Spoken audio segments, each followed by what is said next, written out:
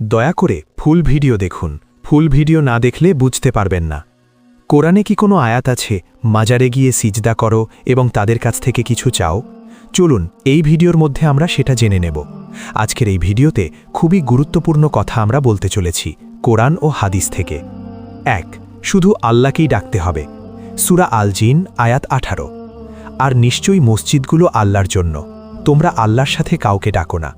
ব্যাখ্যা: এখানে পরিষ্কার বলা হচ্ছে আল্লাহ ছাড়া অন্য কাউকে ডাকা যাবে না।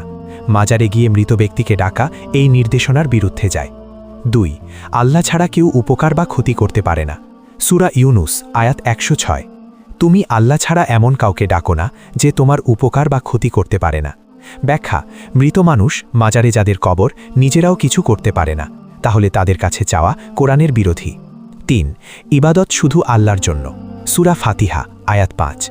আমরা শুধু তোমারই ইবাদত করি এবং শুধু তোমারই সাহায্য চাই। ব্যাখ্যা: এখানে শুধু শব্দটি খুব গুরুত্বপূর্ণ, এটা একেবারে এককভাবে আল্লাহকেই উদ্দেশ্য করে। ৪. আল্লাহ বলেন আমাকেই ডাকো। সূরা গাফির আয়াত ৬০। তোমরা আমাকে ডাকো, আমি সাড়া দেব। ব্যাখ্যা: আল্লাহ নিজেই বলছেন সরাসরি তাকেই ডাকতে হবে, অন্য কোনো মাধ্যম বা ব্যক্তিকে নয়। গুরুত্বপূর্ণ কথা, সিজদা এটা ইবাদত শুধুমাত্র আল্লাহর জন্য। দোয়া বা চাওয়া এটাও ইবাদত শুধুমাত্র আল্লাহর জন্য। মাজারে গিয়ে মৃত ব্যক্তিকে সম্মান করা যদি কেউ করে, আর সিজদা করা বা সাহায্য চাওয়া এটা এক জিনিস না। সংক্ষেপে, কোরআনে কোথাও নেই মাজারে গিয়ে সিজদা করো, কোরআনে কোথাও নেই মৃত ব্যক্তির কাছে চাও, বরং কোরআন বলে শুধু আল্লাহকেই ডাকো, তারই ইবাদত করো। ১. কবরকে সিজদার জায়গা বানানো নিষেধ। সাহিহ বুখারী। মুহাম্মদ সাল্লাল্লাহু আলাইহি ওয়াসাল্লাম বলেছেন, আল্লাহ ইহুদি ও খ্রিস্টানদের উপর অভিশাপ করেছেন, কারণ তারা তাদের নবীদের কবরকে ইবাদতের স্থান বানিয়েছে। ব্যাখ্যা: এখানে খুব স্পষ্ট, কবরকে মাজার ইবাদতের জায়গা বানানো হারাম কাজ। ২. কবরকে ঈদের মতো জায়গা বানাতে নিষেধ। সুনান আবু দাউদ। নবী সাল্লাল্লাহু আলাইহি ওয়াসাল্লাম বলেছেন, তোমরা আমার কবরকে ঈদের স্থান বানিও না, মানে বারবার জমায়েত হয়ে কবরকে বিশেষ পবিত্র জায়গা বানানো নিষেধ। ৩. সিজদা শুধু আল্লাহর জন্য। সাহিহ মুসলিম।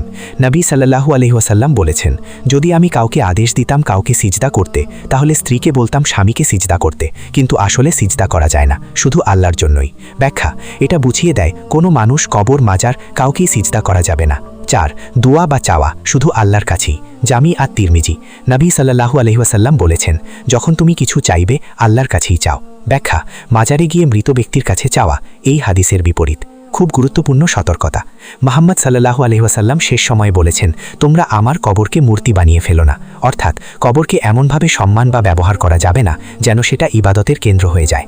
এক কথায় সারাংশ, কবর বা মাজারে সিজদা নিষেধ, মৃত ব্যক্তির কাছে কিছু চাওয়া নিষেধ, ইবাদত, দোয়া, সাহায্য শুধু আল্লাহর জন্য।